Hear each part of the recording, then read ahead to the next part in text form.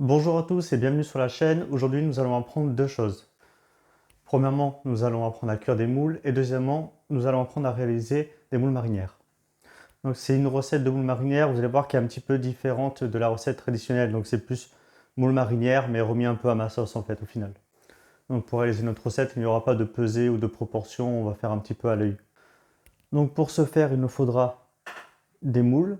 Moi j'ai pris des moules de Bouchot. Pour vous donner un ordre d'idée, au niveau du poids en cru, comptez entre 500 et 750 grammes de moules par personne, suivant si vous êtes un gros mangeur ou pas. Un petit bouquet garni fait avec des queues de persil et un peu de thym frais.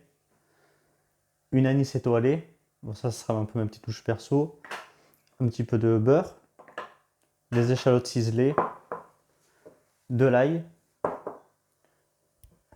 du persil et du vin blanc. Bon, moi je rajoute aussi un petit peu de céleri branche. Bon, celui-là il fait un petit peu la gueule, c'est vrai, il n'a pas trop supporté les dernières chaleurs. Donc on va enlever simplement les feuilles et on va le rajouter avec nos garnitures.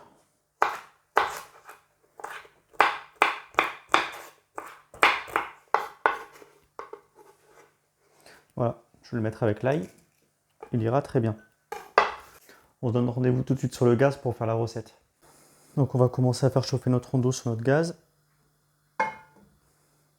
Il faut prendre un récipient vraiment assez grand parce que vu que les moules en s'ouvrant va prendre vraiment plus de volume.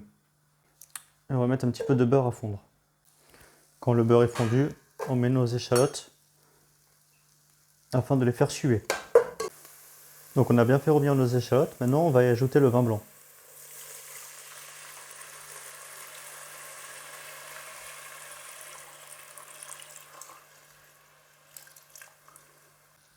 On y met notre bouquet garni, notre anis étoilé. L'anis étoilé va donner un goût super original à vos moules, ça va très bien se marier avec. Par contre il ne faut pas trop en mettre, il faut vraiment pas que ça prenne le dessus sur les moules, il faut juste qu'on devine le goût de l'anis. On y met notre ail, le céleri branche et on couvre. Vous avez remarqué que pour cette recette, on ne sale pas la préparation bien sûr. Donc ça, on va le laisser cuire 5 bonnes minutes, histoire que tout prenne le goût. Que le vin blanc puisse prendre le goût de tous les aromates. Donc voilà, 5 minutes se sont maintenant écoulées. Il faut mettre le feu au maximum, le plus gros feu que vous ayez, et vous le mettez au maximum. Il va falloir cuire vos moules le plus rapidement possible. Donc voilà, là je pense qu'on est à notre température maximale. Vous versez donc vos moules et vous couvrez immédiatement. Donc n'hésitez pas à prendre un torchon et à remuer un petit peu comme ça vos moules.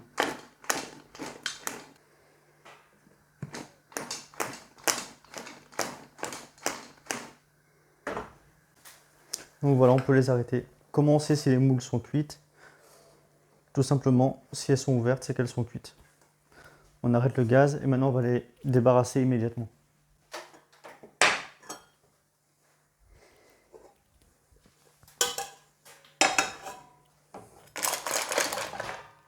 Cela va permettre de les refroidir un petit peu. S'il y en a qui restent fermés, bien sûr, vous ne les mettez pas. Et j'y ajoute le persil haché maintenant.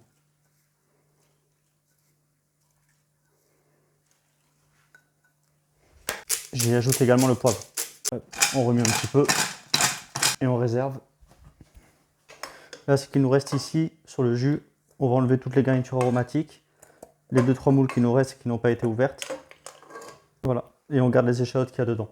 Alors pourquoi on n'a pas versé directement tout le rondeau dans l'autre?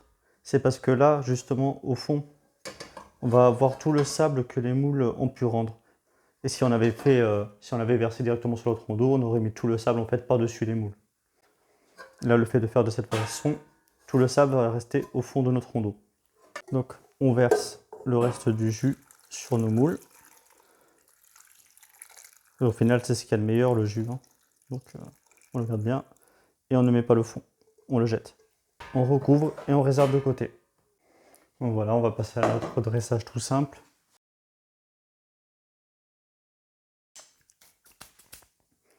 Ah, on a oublié d'enlever l'anis étoilé. Ne croquez pas là-dedans les amis, vous perdez la chico sinon. Voilà. Et à la fin vous versez bien le jus par-dessus. Voilà, superbe. Voici ma recette des moules marinières, ma façon. Une recette relativement simple, mais qui va comporter quelques pièges à éviter. Prêtez attention à la cuisson des moules, hein. Dès qu'elles sont ouvertes, vous les sortez.